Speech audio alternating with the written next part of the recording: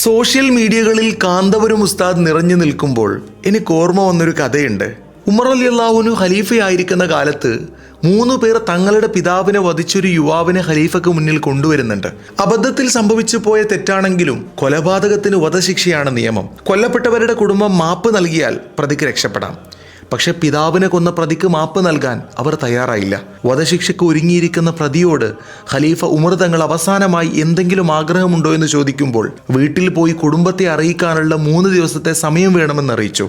പക്ഷെ ഒരുപാട് അകലെയുള്ള തൻ്റെ കുടുംബത്തിനടുക്കൽ പോകണമെങ്കിൽ പ്രതിക്ക് പകരം ഇവിടെ വേറൊരാൾ ജാമ്യം നിൽക്കണം. കൊലപാതക കുറ്റത്തിന് ശിക്ഷ വിധിക്കപ്പെട്ട പ്രതിക്ക് വേണ്ടി ജാമ്യം നിൽക്കാൻ അവിടെ ആരും തയ്യാറായിരുന്നില്ല.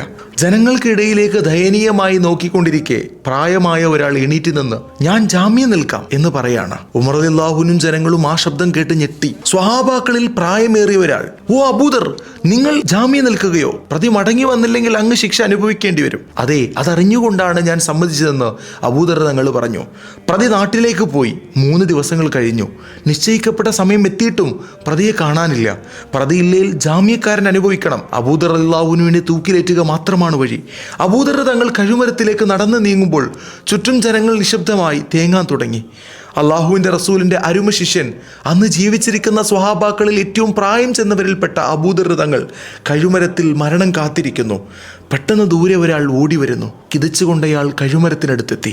അതെ, ഇത് പ്രതിയാണ്. നിങ്ങളെന്തേ നേരം വൈകിയത്? ഖലീഫയുടെ ചോദ്യം. എൻ്റെ കുഞ്ഞിന് സുഖമില്ലായിരുന്നു, അവനെ ശുശ്രൂഷിക്കുന്നതിനിടയിൽ സമയം പോയത് അറിഞ്ഞില്ലെന്ന് അദ്ദേഹം മറുപടി പറഞ്ഞപ്പോൾ വീണ്ടും ചോദിച്ചു, നിങ്ങൾക്ക് രക്ഷപ്പെടാൻ അവസരമുണ്ടായിട്ടും എന്തുകൊണ്ട് തിരിച്ചു വന്നു? എന്നെ വിശ്വസിച്ച് എനിക്ക് വേണ്ടി ജാമ്യം നിന്ന ഈ മനുഷ്യനെ വഞ്ചിക്കാൻ എനിക്ക് മനസ്സ് വന്നില്ല.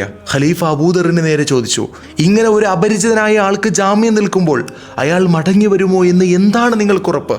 അബൂദർ റളിയല്ലാഹു അൻഹു പറയുന്നുണ്ട്, ഞാൻ ജീവിച്ചിരിക്കെ ഒരു മനുഷ്യൻ മറ്റൊരു മനുഷ്യനെ വിശ്വസിക്കാത്ത അവസ്ഥ ഉണ്ടാവരുതെന്ന് ഞാൻ ആഗ്രഹിച്ചു. 2 പേരുടെയും സംസാരം കേട്ടപ്പോൾ കൂടിയിരുന്നവരെല്ലാം വിതുമ്പി. പ്രതി തനിയെ കഴുമരത്തിലേക്ക് ഒരുങ്ങി. പെട്ടെന്ന് കൂടി നിൽക്കുന്ന ആളുകൾക്കിടയിൽ നിന്ന് ഒരു ശബ്ദം ഉയർന്നു വന്നു, പ്രതിക്ക് ഞങ്ങൾ മാപ്പ് കൊടുത്തിരിക്കുന്നു. മരണപ്പെട്ടവരുടെ മക്കൾ ഖലീഫക്ക് മുന്നിൽ പ്രതിക്ക് മാപ്പ് നൽകി. സദസ്സിൽ ആനന്ദത്തിൻ്റെ കണ്ണീർ പൊഴിഞ്ഞു.